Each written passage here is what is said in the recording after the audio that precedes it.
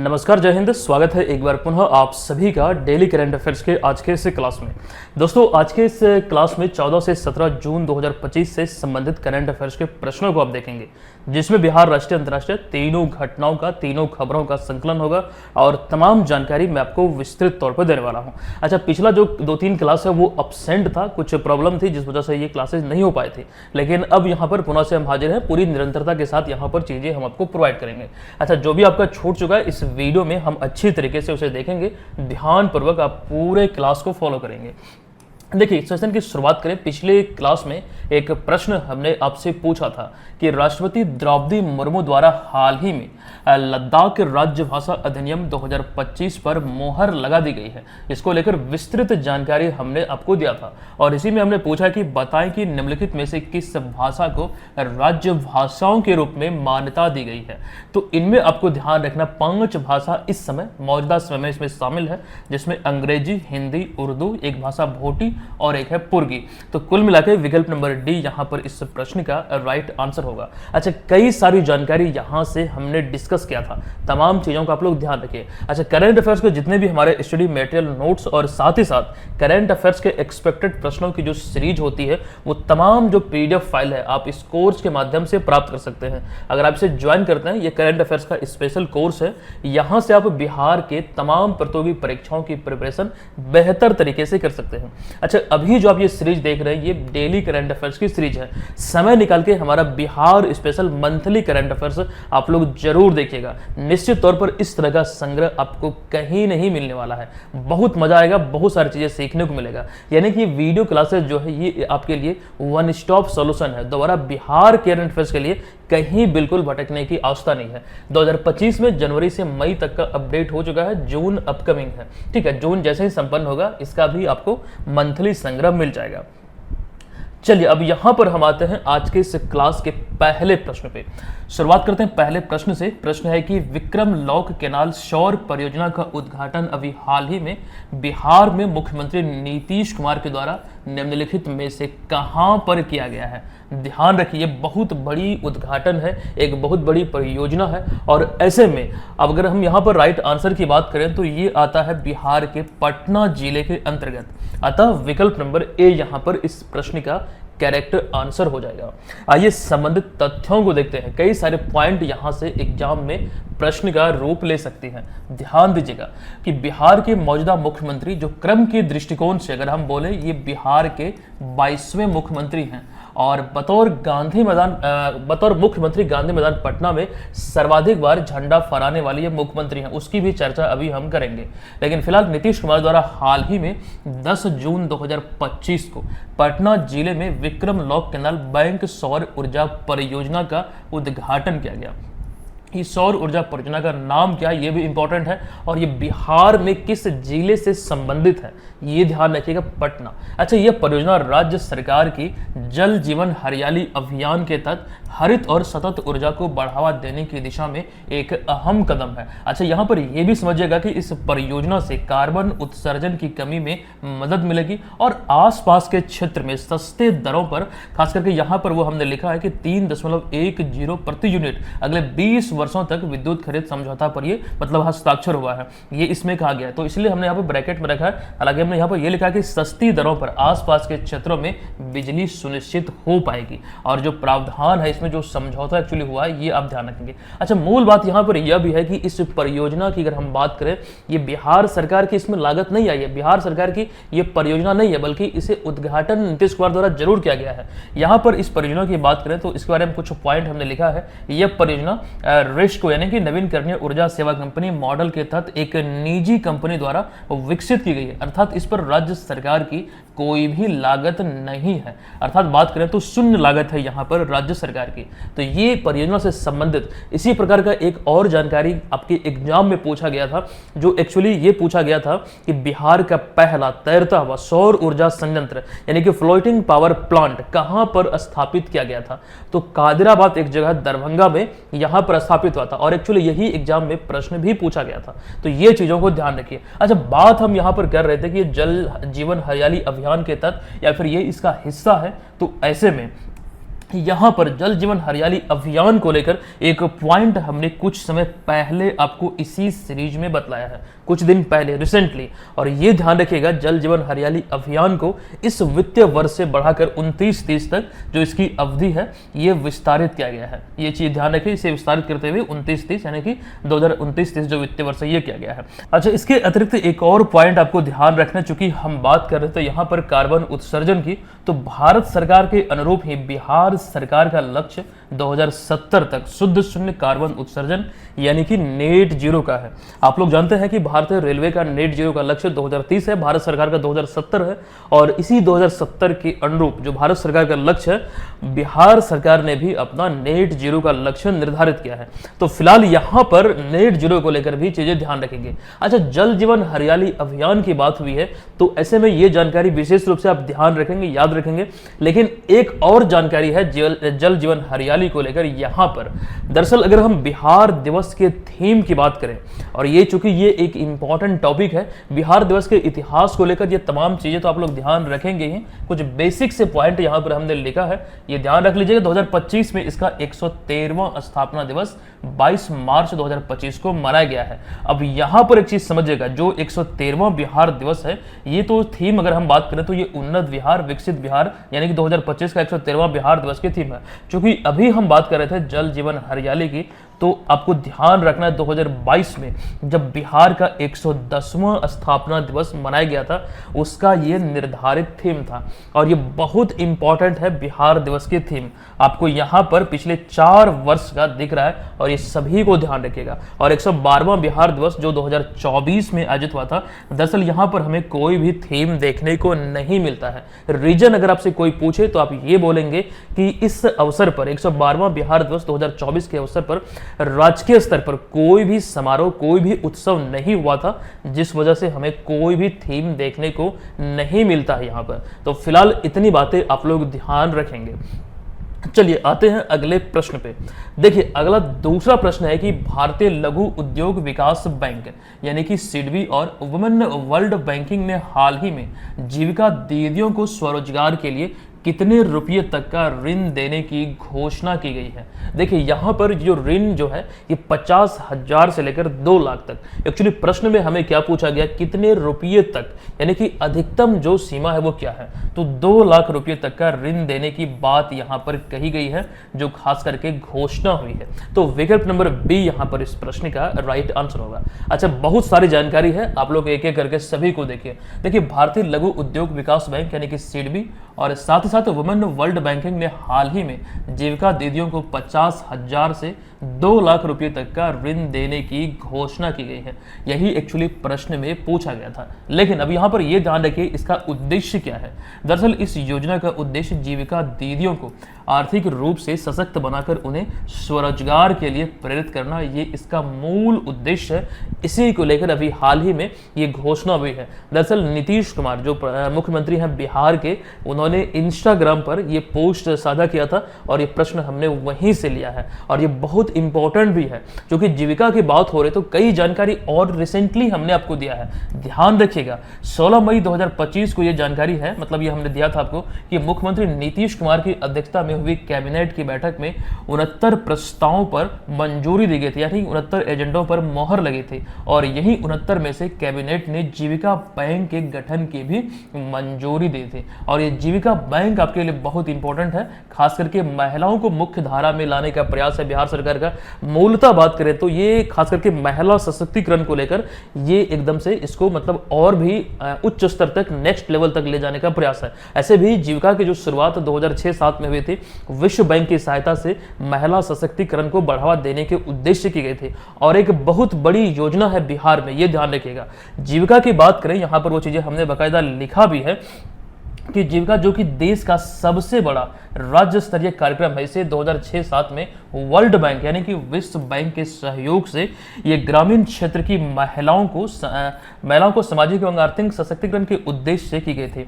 ये यहाँ पर आपको ध्यान रखना, महिलाओं के सामाजिक एवं आर्थिक सशक्तिकरण के उद्देश्य से ये अस्तित्व में आया था, ये आप लोग ध्यान रखेंगे। अच्छा, सरकारी आंकड़ों के अनुसार वर्तमान में अगर हम देखें तो राज्य में करीब 11 लाख जीविका समूह गठित है इस समय प्रेजेंट टाइम में, और जिसमें 50 लाख से अधिक महिलाएं इसमें जुड़ी हुई हैं और ये जीविका का लोगो है जो आप यहाँ पर देख रहे हैं। तो इतनी बातें फिलहाल ध्यान रखेगा, क्योंकि इसकी चर्चा हो रही थी जो ऋण देने को लेकर, यहाँ पर ये विशेष रूप से ध्यान रखें। हालांकि ये हमारा पढ़ाया हुआ है, आप लोगों को ये ध्यान में आ गया होगा, देखते ही समझ गए होंगे। तो इतनी बातें ध्यान रखिए। अच्छा, जीविका के गठन को लेकर भी कई बार एग्जाम में प्रश्न बनता है। अब चूंकि बात यहाँ पर जीविका की हो रही है, दरअसल 15 अगस्त 2024 को पिछले साल 78वां स्वतंत्रता दिवस मनाया गया था। गांधी मैदान पटना में इस अवसर पर 13 विभागों की झांकी निकाली गई थी और इन 13 विभागों की झांकी में से द्वितीय जो पुरस्कार है, आपको ध्यान रखना, ये जीविका को मिला था। और क्रमशः प्रथम पुरस्कार और तृतीय पुरस्कार की बात करें तो यहाँ पर वो हमने लिखा है, आप लोग से पढ़ लीजिए, ध्यान रखिएगा। और ये होते बहुत इंपॉर्टेंट है इस तरह के पॉइंट। और ये 2024 वाला, अभी 2025 में 79वां खास करके स्वतंत्रता दिवस मनाया जाएगा। ये 78वां 2024 में मनाया गया था। चलिए, इतनी बातें ध्यान रखिए। अब यहाँ पर एक इंपॉर्टेंट जानकारी हम आपको देने वाले हैं इस वाले पॉइंट में। देखिए, इस स्वतंत्रता दिवस पर बतौर मुख्यमंत्री नीतीश कुमार ने 18वीं बार तिरंगा फहराया। कहां पर? जो गांधी मैदान में। दरअसल बिहार के अब तक के ये इतिहास का सर्वाधिक बार है। इससे पहले सर्वाधिक 14 बार फहराने का जो रिकॉर्ड है बिहार के पहले मुख्यमंत्री डॉक्टर श्री कृष्ण सिंह के नाम है। इन्हें श्री बाबू के भी नाम से संबोधित किया जाता था। गांधी मैदान में सबसे अधिक बार ये तिरंगा फहराए हैं और ओवरऑल किसी भी मुख्यमंत्री की बात करें, बतौर मुख्यमंत्री ये सर्वाधिक बार तिरंगा फहराने वाले व्यक्ति बन चुके हैं नीतीश कुमार। ये चीजें यहाँ पर ध्यान रखें, आई होप कि क्लियर है। इस तरह के छोटे मोटे पॉइंट पर बहुत लोगों की नजर नहीं रहती है, लेकिन आप लोग ध्यान रखेंगे, एग्जाम में अगर पूछा गया तो समझिए कि एक अंक आपका कोई नहीं काटने वाला है और इसी तरह का प्रश्न आपको सफलता के कगार पर ले जाएगा। ध्यान रखिएगा, जो चीजें हम पढ़ा रहे हैं उसे विस्तृत तौर पर याद रखने का प्रयास कीजिएगा। अच्छा, चलिए आगे बढ़ते हैं तीसरे प्रश्न पे। देखिए, इजराइल की वायु रक्षा प्रणाली का नाम क्या है, जो हाल ही में ईरान के हमले के बाद इसे रोकने में नाकाम। देखिए, जो हमला हुआ था ईरान का इजराइल पर, ये जो वायु रक्षा प्रणाली है ये नाकाम यहाँ पर रही, मतलब वो पूरी तरह से रक्षा नहीं कर पाया। अच्छा, इजराइल की वायु रक्षा प्रणाली को लेकर खास करके चर्चा हम पहले कर चुके हैं, जब इसी के तर्ज पर, इसी से प्रेरित होकर अमेरिका ने एक खास करके वायु रक्षा प्रणाली की घोषणा की थी, गोल्डन डोम। वो चीजें हम अभी देखेंगे, लेकिन यहाँ पर चूंकि बात जो हो रही इजराइल की वायु रक्षा प्रणाली की, तो ये नाम है आयरन डोम। ये अभी शब्द जो है आयरन डोम आपने पिछले कुछ दिनों में बहुत ज्यादा देखा होगा, खास करके मीडिया वगैरह में। अगर आप सोशल मीडिया पे एक्टिव हैं तो ये जरूर आपने कहीं ना कहीं जरूर देखा होगा। अच्छा, आयरन डोम के बारे में हम चीजों को समझेंगे। अच्छा, वायु रक्षा प्रणाली के बारे में आई होप की चीजों को आप समझ रहे हैं। जो मिसाइल हमला होता है उससे निपटने में वो काफी मददगार साबित होता है, उसे हवा में ही नष्ट कर देता है। आप यहाँ पर तमाम एक्सप्लेनेशन को देखिए, ये सभी काम की चीजें हैं, एग्जाम में पूछे जा सकते हैं। देखिए पहला पॉइंट है कि इजराइल ने ईरान और इजराइल के बीच जारी युद्ध के दौरान हाल ही में ऑपरेशन राइजिंग लायन की शुरुआत की है, क्योंकि अभी हाल ही में दोनों देशों के बीच यानी कि इजराइल और ईरान के बीच तनाव देखने को मिल रहा लंबे समय से। लेकिन रिसेंटली अभी हाल ही में ईरान ने इजराइल पर हमला किया था और इसी हमले के अगर हम देखें जवाब में, तो इजराइल ने अभी इसके मतलब जवाब में ऑपरेशन राइजिंग लायन की शुरुआत की है और इस ऑपरेशन का उद्देश्य ईरान के परमाणु क्षमता को एकदम नष्ट करना है, उसका विध्वंस करना, ये इसका लक्ष्य है, ये ध्यान रखेगा। दरअसल हाल ही में ये हमें देखने को मिलता है कि ईरान ने इजराइल पर पूरी क्षमता से मिसाइल हमला किया था, जिसके कई सारे वीडियोज को आपने कहीं ना कहीं जरूर देखा होगा, जिसमें इजराइल की आयरन डोम नाकाम होती देखी गई है। मतलब ये सही तरह से प्रोटेक्ट नहीं कर पाया। और आपको ये ध्यान रखना, चूंकि यहाँ पर अगर हम बात करें आयरन डोम जो शब्द प्रयोग में आया है, आपसे पूछा जा सकता है ये है क्या। दरअसल आयरन डोम जो है ये इजराइल की वायु रक्षा प्रणाली है। आपको ध्यान रखना, ये एक अधिक जटिल ढाल के रूप में कार्य करती है, जो भूमि और अंतरिक्ष दोनों में फैले एक बहुत बड़े और विविध युद्ध क्षेत्र के लिए बनाई गई है। मतलब आने वाली जो मिसाइलें हैं वो किसी भी प्रकार के कुछ भी मिसाइल हो, कोई भी मतलब जो खास करके मिसाइल यहाँ पर दागे जाते हैं किसी भी शहर पे, किसी भी बिल्डिंग पे, तो ये जो वायु रक्षा प्रणाली होती है वो उसको प्रोटेक्ट करता है, वो हवा में ही उसे नष्ट करता है। तो इसमें ये खास करके यही उद्देश्य को लेकर ये बनाया गया, लेकिन यहाँ पर इसे नाकाम मतलब होते देखने को मिला है, मतलब दिखाई दिया है। अब यहाँ पर देखिएगा, इसी से संबंधित एक पॉइंट कुछ समय पहले हमने आपको दिया था, क्योंकि यहाँ पर ये युद्ध से संबंधित बहुत सारी बातें हैं, लेकिन पॉइंट जो एग्जाम में पूछे जा सकते हैं कि ऑपरेशन राइजिंग लाइन की शुरुआत इजराइल ने किया है और साथ ही साथ आयरन डोम जो इजराइल की वायु रक्षा प्रणाली है ये नाकाम होता है। देखिए ये आखिर है क्या, वो चीजें यहाँ पर हमने लिखा है, लेकिन इसी से रिलेटेड एक पॉइंट यहाँ पर बनता है कि इसी से प्रेरित अमेरिकी राष्ट्रपति डोनाल्ड ट्रंप ने हाल ही में 20 मई 2025 को देश की रक्षा के लिए गोल्डन डोम नामक मिसाइल रक्षा प्रणाली या फिर वायु रक्षा प्रणाली की घोषणा की थी। कब? तो 20 मई 2025 को, पिछले ही साल। अच्छा, हमने ये भी आपको बताया था कि इस रक्षा प्रणाली की कुल लागत 175 अरब डॉलर है और इसका नेतृत्व अमेरिकी स्पेस फोर्स के वाइस चीफ जनरल माइकल ग्वेटलिन द्वारा किया जाएगा या फिर ये करेंगे। अच्छा, यह गोल्डन डोम मिसाइल रक्षा प्रणाली लगभग 3 वर्षों में चालू होगा। आने वाले 3 वर्षों में ये पूर्ण रूप से कार्य करना स्टार्ट करेगा और इसका उद्देश्य बैलिस्टिक, क्रूज मिसाइलें, हाइपरसोनिक मिसाइल समेत अन्य प्रकार के हवाई हमलों का डटकर मुकाबला कर देश की रक्षा करना, ये इसका मूल उद्देश्य है, जिसको लेकर ये चीजें खबरों में है। अब आइए कुछ जानकारी और हम देखते हैं। बात यहाँ पर हमने इजराइल और अमेरिका के वायु रक्षा प्रणाली की किया, लेकिन यहाँ पर समझिएगा, आपको मैं बता दूं, दरअसल विकल्प में आयरन डोम तो इजराइल से संबंधित है, ये आपने देख लिया, और गोल्डन डोम अमेरिका से संबंधित, जबकि यहाँ पर कुसा जो लिखा गया, प्रोजेक्ट कुसा जो संबंधित है, दरअसल इस पे कार्य शुरू है, मतलब कार्य हो रही है। ये भारत का एकदम ये कह सकते हैं वायु रक्षा प्रणाली है, इस पर काम हो रहा है, इस पर हम चर्चा ऑलरेडी कर चुके हैं। अब यहाँ पर विकल्प नंबर डी में जो आपको दिख रहा है, इसके बारे में आप लोग हमें कमेंट करके बताएंगे ये क्या है, मतलब कितनी इंफॉर्मेशन इसके बारे में आपके पास है। अगर आपसे ये पूछा जाए आपके एग्जाम में कि S-400 क्या है, बस इतना ही पूछा जाए और उसके बारे में आपको लिखना है, तो बताइए आप क्या लिखेंगे, ये है क्या? आपने कहीं ना कहीं ये नाम जरूर सुना होगा, ये हम आप पे छोड़ रहे हैं। चलिए आते हैं यहाँ पर हम अगले प्रश्न पे। देखिए, अच्छा, यहाँ पर इस तस्वीर के माध्यम से इसके बारे में जो खास करके वायु रक्षा प्रणाली होती है वो दिखाया गया है। यहाँ पर एयर डिफेंस सिस्टम तैनात है और मिसाइल जो आते हैं किसी भी देश से, मान लीजिए इधर से आ रहा है, वो हवा में ही इस प्रकार से जाके उसे एकदम सटीक निशाने के साथ एकदम से खत्म करता है, उसका विनाश कर देता है। तो ये चीज ध्यान रखिएगा। चलिए अब यहाँ पर आते हैं चौथे प्रश्न पे। प्रश्न है कि संयुक्त राष्ट्र महासभा ने किस वर्ष को हाल ही में अंतर्राष्ट्रीय महिला कृषक वर्ष घोषित किया है?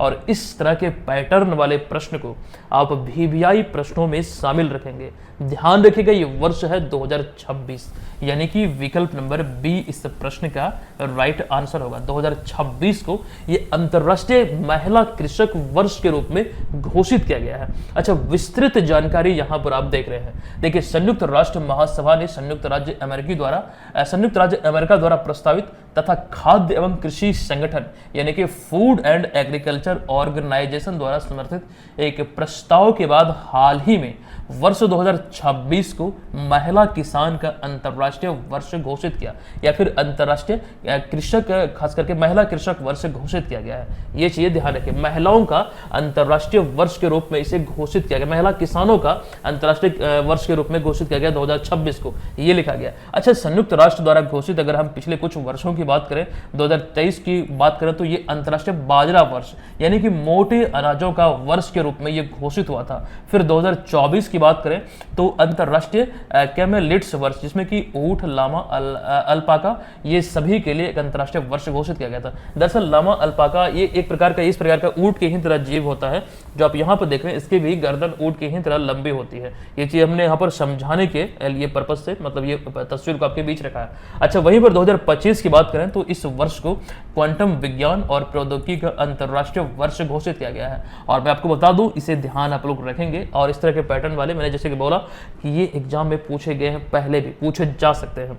अच्छा, बात यहां पर हो रही संयुक्त राष्ट्र महासभा की, तो एक जानकारी आपको दे दूं, हाल ही में 80वीं संयुक्त राष्ट्र महासभा के अध्यक्ष के रूप में एनालेना बैरबॉक की चुनाव की गई, या फिर ये चुनी गई है, जो कि जर्मनी की पूर्व विदेश मंत्री है, जिन्हें आप यहां पर देख रहे हैं। ये 80वीं संयुक्त राष्ट्र महासभा के अध्यक्ष के रूप में चुनी गई है, और इस पद को संभालने वाली वे पहली पश्चिम यूरोपीय समूह की महिला है।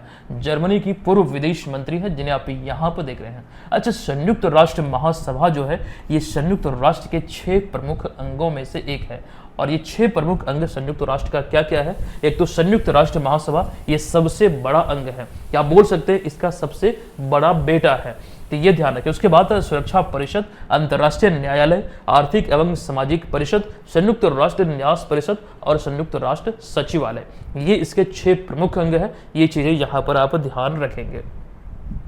चलिए आगे बढ़ते हैं। एक जानकारी आप सबको को दे दूं, एप्लीकेशन पर यानी कि बीएम ऑनलाइन लर्निंग एप्लीकेशन पे टेस्ट सीरीज संचालित हो रही है 71वीं बीपीएससी एग्जाम को लेकर। आपको सूचना ये देना है कि अगला जो 10वां टेस्ट पेपर है, आपको ध्यान रखना है 18 जून 2025 को, यानी कि कल आपको मिलेगा शाम के 9 बजे निर्धारित समय पर। आप लोग इसमें जरूर पार्टिसिपेट कीजिएगा। निश्चित तौर पर यहाँ से आप अपनी तैयारी का घर बैठे सही तरीके से आकलन कर पाएंगे। आप अपनी तैयारी को यहाँ पर परखेंगे, आप ये जान पाएंगे तैयारी का स्तर क्या है और समय रहते इसमें सुधार करेंगे। जो भी पोर्शन, मान लीजिए करंट अफेयर्स का सेक्शन आपका कमजोर है, तो एक्सपेक्टेड करंट अफेयर्स की जो सीरीज चलती है उसके माध्यम से चीजों को आप बेहतर बना सकते हैं। ये तमाम चीजें, जैसे मान लीजिए बिहार जीके आपको वीक लगे तो बिहार जीके का वहां पर टेस्ट मिल जाएगा, और ये सभी चीजें आप इस कोर्स के माध्यम से सुचारू रूप से प्राप्त कर सकते हैं। ध्यान रखिए, इस कोर्स में जब आप इसे मतलब परचेज करेंगे, जो लोग परचेज नहीं किए अभी तक, ये कूपन कोड अप्लाई कीजिएगा न्यू, यहाँ पर आपको डिस्काउंट मिलेगा, जिसके माध्यम से आप यहाँ पर इस कोर्स को ज्वाइन कर पाएंगे। हालांकि यहाँ पर एक चीज ये समझिएगा,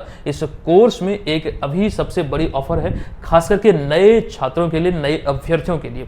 आप यहाँ पर देख सकते हैं एक नया कूपन कोड आपको मिल रहा है। ये कूपन कोड अगर आप अप्लाई करेंगे तो महज 299 रुपये में हमारे तमाम मटेरियल जो आप यहाँ पे देख सकते हैं टेस्ट सीरीज, ये तो आपको मिलेंगे ही मिलेंगे, लेकिन इसमें आपको ध्यान रखना है कि प्रीलिम्स एग्जाम के लिए हम विषय आधारित नोट्स, बिहार जीके का भी नोट्स, करंट अफेयर्स का जो पैकेज हमारा अलग से जो कोर्स चलती है वो भी इसी मिल जाएगा, प्रीवियस ईयर पेपर आदि तमाम चीजें आप इस कोर्स के माध्यम से प्राप्त कर सकते हैं। ये नए छात्र जो पहले कभी भी एप्लीकेशन को इंस्टॉल नहीं किए हैं, पहली बार इंस्टॉल करेंगे तो इस कूपन कोड को अप्लाई करते हुए एक नॉमिनल सा चार्ज पर 299, एकदम से यहाँ पर कोई बड़ी रकम नहीं है। पिछला सारा जो करंट अफेयर्स की बात करें तो 2023 से अब तक का सारा मटेरियल आपको मिल जाएगा। अच्छा, आप में से किसी स्टूडेंट ने ये मैसेज किया था, मुझे बताया गया कि सर एक मैसेज आया, उसमें लिखा गया है कि 2023 वाला 2024 वाला करंट अफेयर्स अब किसी काम का नहीं है, उसे एप्लीकेशन से डिलीट कर दीजिए, हटा दीजिए, वो फालतू का वहां पर देखने में अच्छा नहीं लग रहा, मतलब इस तरह से कुछ कमेंट था। तो मैं आपको बता दूं, ऐसी गलती बिल्कुल मत कीजिएगा। ये बिल्कुल मत करना है कि सिर्फ 2025 का ही आपको पढ़ना है। यहाँ पर ये हम आपको बतला इसलिए रहे क्योंकि ये बहुत जरूरी है। कई लोगों की मानसिकता होती है कि सर 2025 में हम एग्जाम दे रहे हैं तो 2025 का ही पढ़ें, बिल्कुल ऐसा नहीं है। मैंने आपको क्या बोला कि 15 से 18 मंथ का करंट अफेयर्स का प्रिपरेशन है वो आपको एकदम 100% रखना है।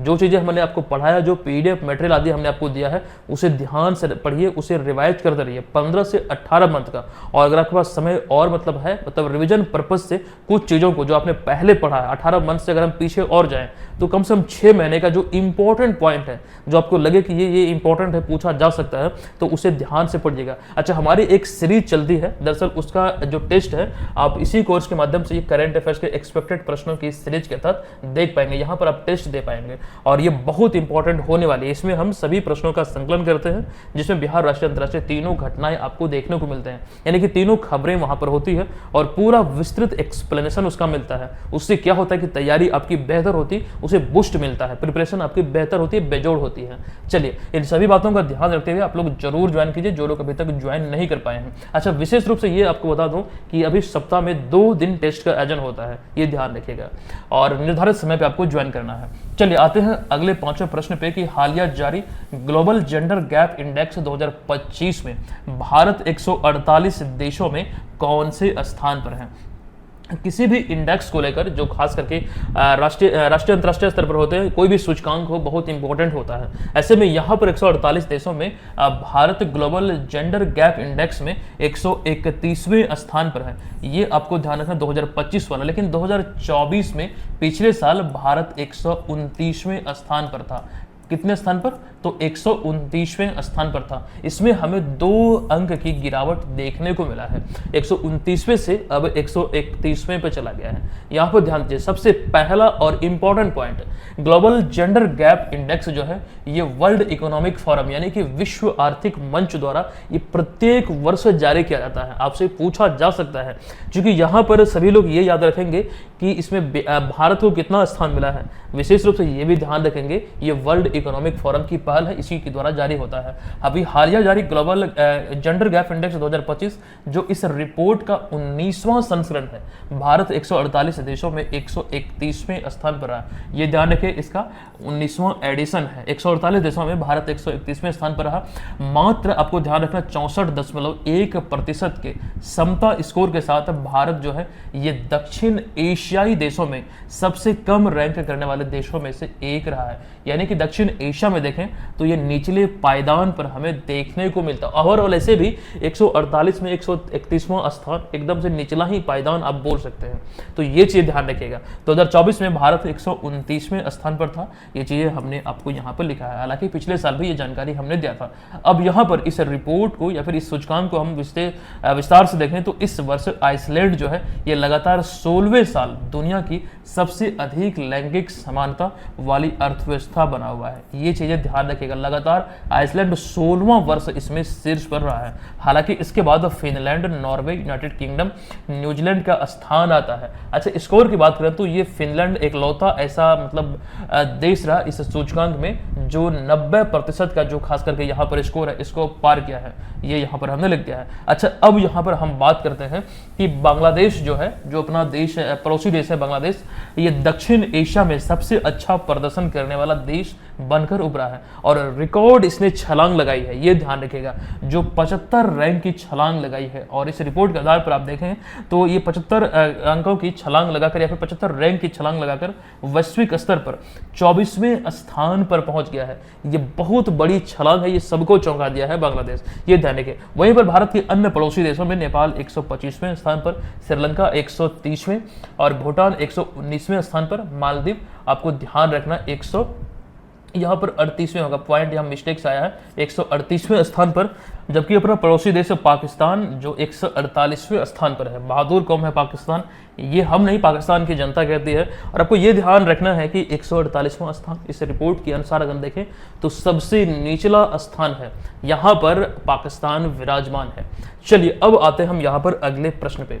देखिए अगला जो प्रश्न है ये खास करके आपको ध्यान रखना, अभी हाल ही में जो प्लेन हादसा हुआ था वहाँ से ये हमने लिया है और एक बहुत दुखदायी घटना है। और ऐसे में यहाँ पर एक्चुअली प्रश्न तो एग्जाम में पूछे जा सकते हैं, ऐसा नहीं है, और हमें एग्जाम के पॉइंट ऑफ व्यू से ये चीज़ों को पढ़ना है, ठीक है, ये चीज़ सोचिएगा, ठीक है। अब यहाँ पर ध्यान दीजिए, उस विमान का नाम क्या, वो विमान का नाम हमने पूछा है जो हाल ही में भीषण दुर्घटना से खबरों में है।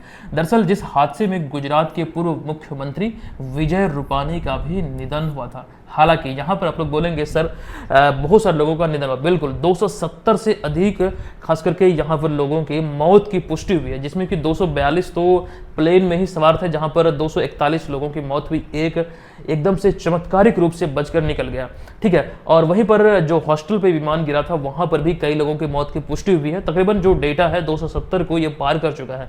अच्छा, इसका जो राइट आंसर है, इस विमान का नाम है बोइंग 787 ड्रीम लाइनर AI 171, इसका ये राइट आंसर हो जाएगा। देखिए एक चीज ध्यान रखिएगा, खास करके अभी जो एयर इंडिया जो है इसने इस नाम का यानी कि AI या फिर बोल सकते हैं 171 जो है इसका इस्तेमाल को प्रतिबंधित किया। आगे किसी भी मतलब चीज को लेकर भविष्य में इसका इस्तेमाल नहीं होगा 171 का, ये चीजें यहाँ पर ध्यान रखिएगा। अच्छा, पूरी दुनिया में विमान बनाने वाले दो ही सबसे बड़ी कंपनी, ये ध्यान रखिएगा, एक तो है बोइंग और एक एयरबस है। ये और बहुत सारे खास करके अगर हम देखें तो कॉमेक एक खास करके चाइना की कंपनी है और जापान में भी एक कंपनी है जो कि खास करके इस समय विमान बनाने को लेकर उभर रही है। लेकिन जो खास करके दो बड़ी कंपनी जो लंबे समय से है तो वो बोइंग और एयरबस है, तो ये चीज यहाँ पर आप लोग ध्यान रखिएगा।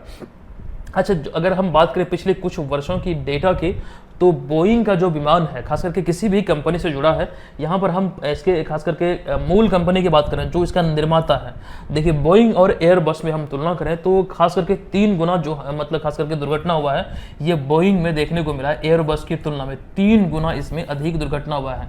तकरीबन आई थिंक 600 के आसपास इसका दुर्घटना रेट है, मतलब 600 दुर्घटना इसमें हुआ है और इसमें 200 कुछ मतलब 250 आप बोल सकते हैं इसके आसपास हुआ है, ठीक है। तो दुर्घटना इसमें बोइंग में हमें पिछले कुछ वर्षों में मतलब ज़्यादा देखने को मिला है। ओवरऑल ये इससे लगभग 3 गुना है। ठीक है, ये चीज़ें आप लोग यहाँ पर ध्यान रखेंगे। अब यहाँ पर हालांकि इस घटना को लेकर तमाम चीज़ें आप लोगों को मालूम होगी, लेकिन एग्जाम के पॉइंट ऑफ व्यू से जो मुझे इंपॉर्टेंट लगा है वो एक प्रकार से यहाँ पर हमने रखा। आइए देखते हैं। ये तिथि थी 12 जून 2025। दरअसल एयर इंडिया का बोइंग 787 ड्रीम लाइनर AI 171 विमान 242 यात्रियों और चालक दल के सभी सदस्यों को लेकर सरदार वल्लभ भाई पटेल इंटरनेशनल एयरपोर्ट से लंदन के लिए उड़ान भरने के बाद, मतलब लंदन के लिए जा रही थी। आपको ध्यान रखना कि मेघानी नगर के एक मेडिकल हॉस्टल पर दुर्घटनाग्रस्त हो गया और इस हादसे में विमान पर सवार 242 में से 241 लोगों की मौत हुई। सिर्फ एक व्यक्ति ही जीवित बचा है और ये चमत्कार से कम नहीं है, आपको ये ध्यान रखना है। अच्छा, 241 लोगों की जो मौत हुई है, यहाँ पर 169 भारतीय, 53 ब्रिटिश और 1 कनाडाई तथा 7 पुर्तगाली नागरिक इसमें शामिल थे। तथा यहाँ पर 242 में से विमान में 12 क्रू मेंबर भी थे। साथ ही विमान दुर्घटनाग्रस्त होने से मेडिकल कॉलेज परिसर में 30 से अधिक लोग मारे गए हैं, इसकी पुष्टि हो चुकी है। इसलिए हमने आपको बोला तकरीबन 270 का जो आंकड़ा है वो पार कर चुका है, ये ध्यान रखेंगे। अच्छा, इसी विमान हादसे में आपको ध्यान रखना है कि विमान में सवार गुजरात के पूर्व मुख्यमंत्री विजय रूपानी की भी मौत हो गई, जिन्हें आप यहाँ पर इस तस्वीर में देख सकते हैं। आपको ध्यान रखना है विजय रूपानी 2 बार खास करके गुजरात के मुख्यमंत्री रहे थे। अच्छा, एक इंटरेस्टिंग फैक्ट आपको बताऊं विजय रूपानी को लेकर। दरअसल इनके मोबाइल नंबर या फिर किसी भी वैन का नंबर, बाइक हो गया, कार हो गया, सबका नंबर ये कहते थे कि मेरा जो खास करके लकी नंबर है वो है 1206। और ये सभी चीज़ों में ये मतलब नंबर देखने को मिलता था और मीडिया में भी ये चीज़ें बहुत ज़्यादा सुर्खियों में रही है। और ये जो खास करके लकी नंबर है, यही डेट उनके लिए खास करके एक प्रकार से अनलक्की साबित हुआ। यानी कि यहाँ पर हम ये बोलना चाह रहे हैं 12 तारीख 6ठा महीना यानी कि 12 जून, ये वो लकी तिथि थी, इनके लिए लकी नंबर था जो कि अनलक्की साबित हुआ। ये भी चीज़ें ध्यान रखिएगा। अच्छा, चूंकि बोइंग की बात हम कर रहे हैं, बोइंग एक कंपनी है विमान बनाने वाली। यहाँ पर हमने लिखा कि बोइंग जो है एक अमेरिकी बहुराष्ट्रीय कंपनी है जो कि हवाई जहाज, स्पेस क्राफ्ट, रॉकेट, उपग्रह और मिसाइलों का डिजाइन और निर्माण तथा बिक्री करती है। इसकी स्थापना 15 जुलाई 1916 को विलियम ई बोइंग द्वारा किया गया था। ये अमेरिकी बेस्ड एक कंपनी है, ये चीज़ ध्यान रखिएगा। और यहाँ पर आपको बता दूं कि इस टॉपिक को कई सारे लोग इग्नोर करेंगे, बिल्कुल इग्नोर नहीं करना है। जो जानकारी हमने थोड़ी बहुत ही आपको दिया है, ये चीज़ें आप लोग ध्यान अवश्य रखेंगे, विशेष रूप से आपको चीज़ों को समझना चाहिए। चलिए आते हैं यहाँ पर हम अगले प्रश्न पे। देखिए, भारतीय मौसम विज्ञान विभाग, ये प्रश्न है कि भारतीय मौसम विज्ञान विभाग यानी कि IMD के मौसम विज्ञान महानिदेशक निम्नलिखित में से कौन है जिन्हें हाल ही में आपदा जोखिम न्यूनीकरण के लिए संयुक्त राष्ट्र सासाकावा पुरस्कार 2025 से सम्मानित किया गया है। ये संयुक्त राष्ट्र सासाकावा पुरस्कार 2025 से अभी हाल ही में मृत्युंजय महापात्रा को सम्मानित किया गया है, यानी कि विकल्प नंबर डी इस प्रश्न का यहाँ पर राइट आंसर होगा। अच्छा, किसी भी पुरस्कार को लेकर जो पॉइंट हम आपको बतलाते हैं वो अपने आप में इंपॉर्टेंट होते हैं। अभी रिसेंटली कई पुरस्कार को लेकर हमने चर्चा किया है, ये चीज आप लोग ध्यान रखिएगा। अभी हम आते हैं अगले 8वें नंबर प्रश्न पे। निम्नलिखित में से कौन अभी हाल ही में राष्ट्रीय ई विधान एप्लीकेशन यानी कि नेवा में शामिल होने वाला देश का 29वां विधान मंडल बना है? अच्छा, राष्ट्रीय ई विधान एप्लीकेशन यानी कि NEV के बारे में हम कई बार चर्चा कर चुके हैं। देखिए, अभी हाल ही में 29वां विधान मंडल बना है पुडुचेरी, यानी कि विकल्प नंबर सी इस प्रश्न का राइट आंसर हो जाएगा। अब यहाँ पर इसको लेकर हम डिटेल में चर्चा करने वाले हैं, ध्यान से सभी को देखिए आप लोग। देखिए, केंद्रीय सूचना एवं प्रसारण तथा संसदीय मामलों के राज्य मंत्री डॉक्टर एल मुरुगन द्वारा 9 जून 2025 को पुडुचेरी विधानसभा के लिए राष्ट्रीय ई विधान एप्लीकेशन यानी कि नेवा का उद्घाटन किया गया। पुडुचेरी विधानसभा के लिए किनके द्वारा? तो ध्यान रखना, डॉक्टर एल मुरुगन के द्वारा, ये यहाँ पर आप लोग ध्यान रखेंगे। अच्छा, इसके साथ ही पुडुचेरी नेवा प्लेटफॉर्म को अपनाने वाला देश का 19वां विधान मंडल बन गया। ये चीज़ें बहुत इंपॉर्टेंट है, एग्जाम में पूछे जा सकते हैं। एक सेकंड, यहाँ पर लिखा गया है अच्छा, एक चीज समझिएगा, यहाँ पर लिखा गया है 19वां और विकल्प में हमने प्रश्न में एक्चुअली में हमने 29वां लिखा, और ये बिल्कुल सही है, 29वां ही हम एक्चुअली बात कर रहे हैं। एक्सप्लेनेशन में यहाँ पर थोड़ी मिस्टेक हुई है, ये देश का 19वां नहीं बल्कि 29वां विधानमंडल है जो अभी हाल ही में इस पहल को अपनाया है। दरअसल यह पहल कागज रहित विधायी कामकाज को सक्षम बनाती है। अच्छा, अगर हम बात करें इससे पहला, मतलब इससे पहला नहीं बल्कि इससे पिछला जो 28वां विधानमंडल बना था, केंद्र शासित प्रदेश दिल्ली बना था, जो इस प्लेटफॉर्म को अपनाया था, यानी इस पहल को अपनाया था, तो ये चीज ध्यान रखिएगा। अच्छा, बात यहाँ पर चूंकि विधानमंडल की हो रही है, अब यहाँ पर कुछ महत्वपूर्ण जानकारी हम आपको देने वाले हैं, और ये सभी आपके किसी भी एग्जाम के दृष्टिकोण से एकदम बहुत इंपॉर्टेंट पॉइंट है, ध्यान से देखिएगा। देखिए, विधानमंडल की हम बात करें तो ये राज्य सरकार का विधायी अंग होता है। दरअसल राज्य विधानमंडल में आमतौर पर, किसी भी राज्य विधानमंडल में समान रूप से या फिर आमतौर पर 2 सदन होते हैं, जो कि विधानसभा और होता है विधान परिषद। आपने बिहार को लेकर भी देखा, बिहार विधानमंडल में 2 सदन है, एक है विधानसभा और विधान परिषद। और आपको ये ध्यान रखना विशेष रूप से कि विधानसभा को इसका निचला सदन कहा जाता है विधानमंडल का, जबकि विधान परिषद को इसका ऊपरी सदन कहा जाता है। जैसे भारत में राष्ट्रीय स्तर पर विधानमंडल को संसद कहा जाता है, और संसद के बारे में जानते हैं, इसका उच्च सदन है राज्यसभा और निम्न सदन है लोकसभा। यहाँ पर हमने लिखा कि जिसमें 2 सदन होते हैं, बात यहाँ पर भारतीय संसद की हो रही है। लोकसभा जो इसका निचला सदन है, राज्यसभा इसका ऊपरी सदन है। और कई बार इस टॉपिक से एग्जाम में प्रश्न पूछे गए हैं, ये वाला तो लगभग सभी को याद होगा, जानते हैं, लेकिन राज्य विधानमंडल को भी जरूर ध्यान रखिएगा। विधानसभा इसका निचला सदन है, विधान परिषद जो है ये इसका ऊपरी सदन है, ये चीज ध्यान रखिए। अच्छा, वर्तमान में भारत में 6 ऐसे राज्य हैं जहां पर द्विसदनीय विधानमंडल है, अर्थात जहां पर विधानसभा और विधान परिषद है। ये 6 राज्यों में उत्तर प्रदेश, बिहार, महाराष्ट्र, कर्नाटक, आंध्र प्रदेश और तेलंगाना शामिल है, और बहुत इंपॉर्टेंट है, ध्यान रखिएगा। चलिए, यहां पर हम आते हैं अगले प्रश्न पे। देखिए, नवा प्रश्न है कि निम्नलिखित में से कौन सा भारतीय शहर मुंबई को पछाड़कर भारत की तेंदुआ राजधानी बन गया है, यानी कि तेंदुआ राजधानी अर्थात कैपिटल ऑफ तेंदुआ के रूप में यह बनकर उभरा है। तो ये यहाँ पर ध्यान रखिए, इसका जो राइट आंसर है, राइट आंसर होगा विकल्प नंबर डी, यानी कि बेंगलुरु। निम्नलिखित में से कौन सा भारतीय शहर मुंबई को पीछे छोड़ते हुए, तो बेंगलुरु, विकल्प नंबर डी यहाँ पर इस प्रश्न का राइट आंसर हो जाएगा। अब आते हैं अगले प्रश्न पे।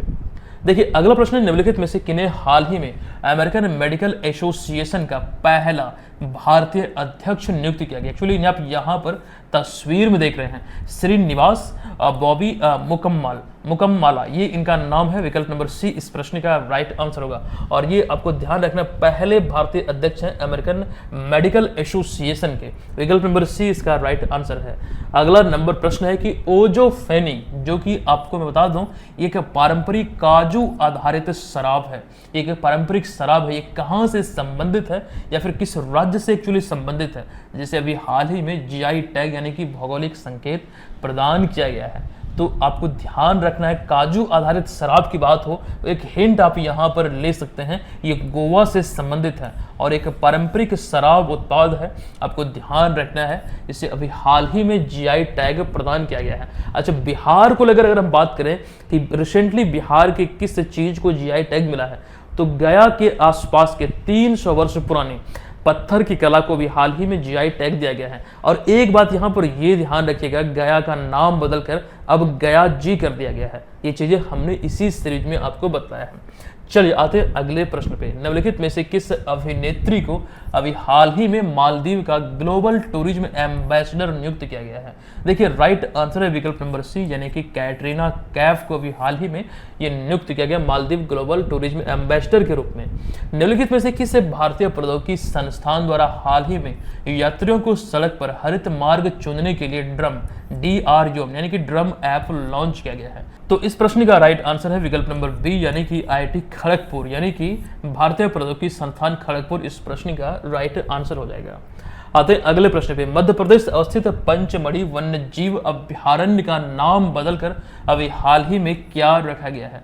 देखिए, इस प्रश्न का राइट आंसर है विकल्प नंबर ए, यानी कि राजा भभूत सिंह वन्यजीव अभ्यारण्य। आपसे पूछा जा सकता है कि अभी हाल ही में खबरों में रहा राजा भभूत सिंह वन्यजीव अभ्यारण्य या फिर पंचमढ़ी वन्यजीव अभ्यारण्य कहां से संबंधित है? तो मध्य प्रदेश से संबंधित है। दरअसल अभी हाल ही में इसका नाम बदलकर राजा भभूत सिंह वन्यजीव अभ्यारण्य किया गया, जिस वजह से ये अभी खबरों में है।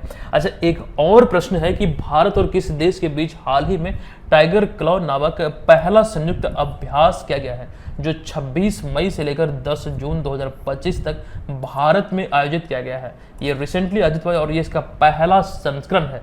विकल्प नंबर डी यहाँ पर इस प्रश्न का राइट आंसर होगा, भारत और अमेरिका के बीच, और ये इसका पहला संस्करण है। 26 मई से 10 जून 2025 तक भारत में विभिन्न जगहों पर ये आयोजित हुआ है, खास करके कई चरणों में ये आयोजित हुआ है। तो ये चीजें यहाँ पर ध्यान रखें। हालांकि भारत और कई सारे देशों के बीच जो बायलैटरल एक्सरसाइज होते हैं, उसको लेकर हम चर्चा ऑलरेडी कर चुके हैं। फिर कभी किसी प्रश्न में जानकारी चर्चा मतलब खबरों में आएगी तो वो चीजें हम पुनः से देखेंगे। आज की क्लास को फिलहाल यहाँ पर हम समाप्त करते हैं। आज के इस क्लास का ये प्रश्न है जिसका आंसर आप लोगों को कमेंट बॉक्स में लिखना है। अच्छा, करंट अफेयर्स की विस्तृत तैयारी के लिए एक नॉमिनल सा चार्ज पर आप लोग इस कोर्स को जरूर ज्वाइन कीजिएगा। मैं बार बार आपको इसलिए बोल रहा हूँ क्योंकि जितनी अच्छी क्वालिटी का मेटेरियल हम आपको यहाँ पर दे रहे हैं, और सबसे खास बात यहाँ पर यह है कि ऐसा संग्रह आपको कहीं मिलेगा भी नहीं और इतनी कम फी पर। ये चीज़ ध्यान रखिएगा, एक बार भरोसा कीजिए, यहाँ पर चीज़ें आपको हम बेहतर तरीके से देने वाले हैं और प्रिपरेशन आपकी बेजोड़ होगी बिहार की किसी भी एग्जाम को लेकर। इसे जरूर आप लोग ज्वाइन कीजिएगा। ये कूपन कोड है न्यू, इसे अप्लाई करेंगे तो एडिशनल डिस्काउंट मिलेगा। अच्छा, बीपीएससी एग्जाम को लेकर 71वां जो खास करके 71वां लेवल के 10वां जो टेस्ट पेपर है आपको 18 जून को मिलेगा, यानी कि कल। आपको ध्यान रखना 9 बजे शाम में, ठीक है, निर्धारित समय पर आप लोग इसे ज्वाइन करेंगे।